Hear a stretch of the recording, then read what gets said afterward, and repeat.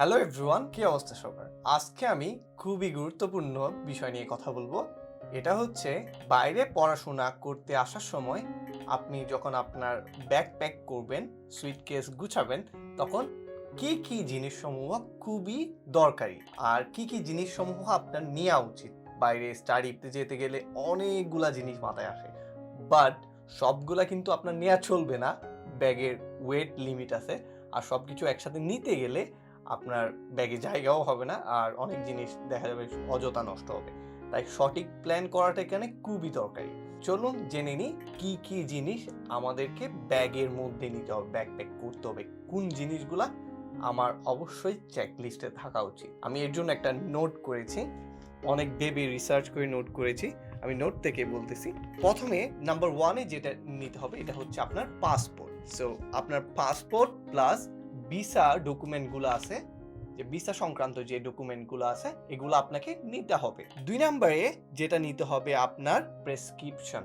আপনার যদি কোনো মেডিকেল কনসার্ন হয়ে থাকে, অনেকে আমরা তো সবাই 100% ফিট না, অনেকের মেডিকেল কনসার্ন হয়ে থাকে, অনেকের চোখের সমস্যা থাকতে পারে অথবা অন্য মেডিকেশনের সমস্যা থাকতে পারে।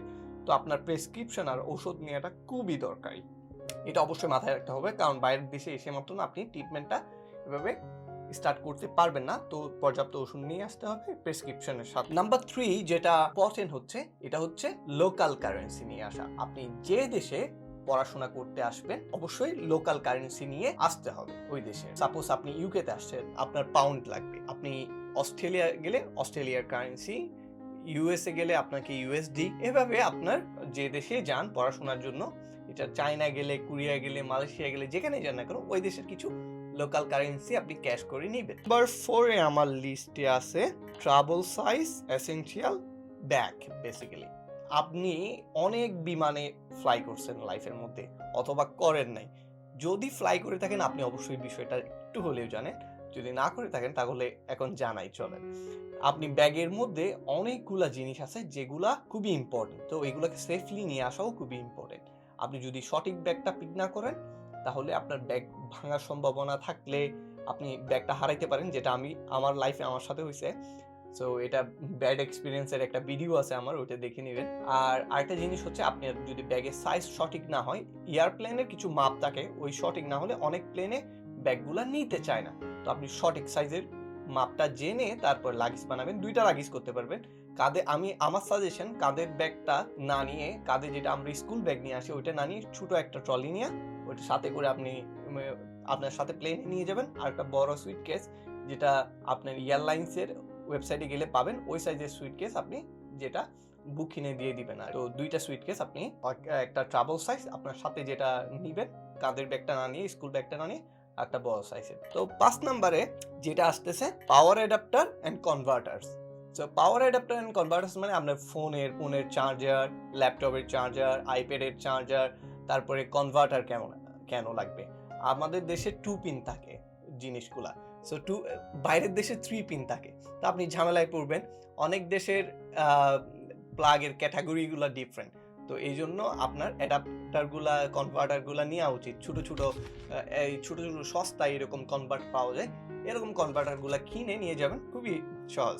নাম্বার 6 এ আপনার প্রয়োজন হচ্ছে face mask and hand sanitiser. এটা সেফটির জন্য, এখন যদিও বা কোভিডের সময় না, তারপরেও নেওয়া ভালো, নিরাপত্তা। অনেকে বসে কে কিরকম রূপ নিয়ে বসে ইনফেকশন হয়ে যেতে পারে এই জন্য। সো নাম্বার 7 এ আপনার ল্যাপটপটা নেবেন অবশ্যই। আপনি বাইরের দেশে পড়াশোনা করতে আসবেন, এটা খুবই দরকারি আপনার ল্যাপটপটা নিয়ে। না থাকলে একটা সেকেন্ড হ্যান্ড হইলেও কিনে নিয়ে আসেন, কারণ 80 মতন বাইরে ল্যাপটপ কেনা এটা পসিবল হয় না। নাম্বার 8 এ হচ্ছে ক্লদিংটা খুব মোস্ট ইম্পর্টেন্ট থিং।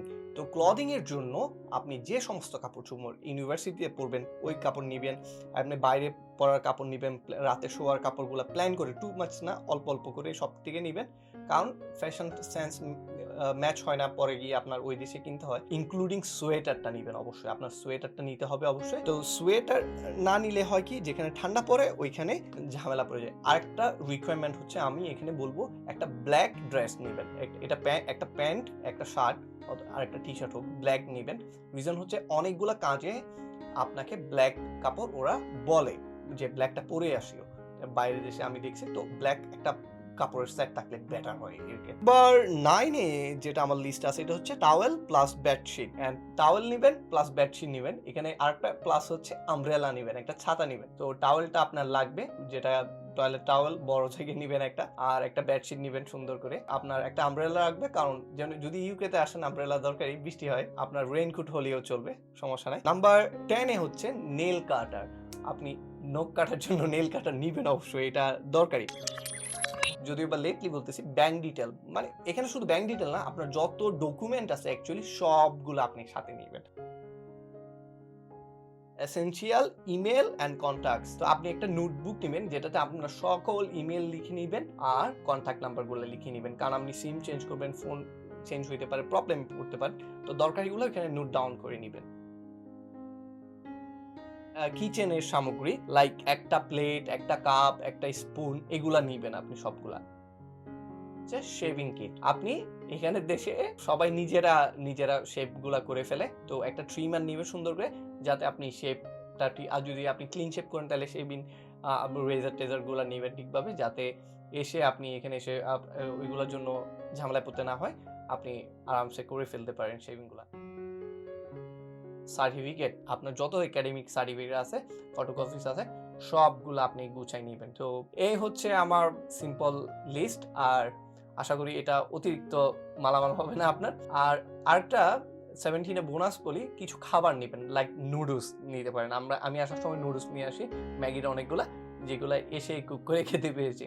সো কিছু ড্রাই ফ্রুট নিয়ে নিতে পারেন সাথে, যেটা আপনাকে হেল্প করবে। তারপরে আবার নাম্বার 18 এ বলবো, এগুলো লিস্টের বাইরে, আমি লিস্টে করি না, মনে বুঝতে পারেন। নাম্বার 18 যেটা নিতে হবে, এটা হচ্ছে আপনি যে ধর্মেরই হন না কেন, যেহেতু মুসলিম, আমি জায়নামাজ নিয়ে এসেছি, তো আপনার জায়নামাজটা নিয়ে আসবেন। এখানে হয়তো বা প্রথম দিকে নাও পাইতে পারেন আপনি, তো একটা পাতলা দেখে, বেশি মোটা না, পাতলা দেখে মোটামুটি জায়নামাজ নিয়ে আসতে পারেন, অথবা অন্য ধর্মের হলে আপনি আপনার ধর্মীয় উপাসনার জিনিসগুলো নিয়ে আসছেন, এটা বেটার। এইগুলো হচ্ছে এডিশনাল জিনিস। তো আপনি চিন্তা করবেন টেম্পোরারি গিয়ে আপনার কোন জিনিসটা প্রয়োজন ফিল হইতে পারে, যে পেন ড্রাইভ আপনি সাথে নিতে পারেন, আর ওটা এসেনশিয়াল না তেমনটা, বাট নেওয়া ভালো। পেন ড্রাইভটা এজ এ স্টুডেন্ট নেওয়া দরকার। অনেকের ক্যালকুলেটর প্রয়োজন হইতে পারে, সো ক্যালকুলেটরটা আপনার যদি আপনার স্টাডির সাথে রিলেটেড থাকে, ক্যালকুলেটরটাও নিয়ে নেবেন।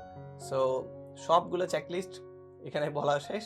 আর যদি এর বাইরে আপনি কোনো কিছু খুবই ইম্পর্টেন্ট আপনার জন্য ফিল করেন, নিয়ে নেবেন, বাট আমি রিকমেন্ড করবো টু মাচ জিনিস না কিনতে। যে জিনিস আপনি ওই দেশে গিয়ে ভালো পাবেন, অনলাইনে রিসার্চ করবেন, দেখবেন ওই জায়গা, ম্যাপ সমূহ দেখবেন, সবকিছু দেখবেন, মার্কেটগুলো কেমন কি।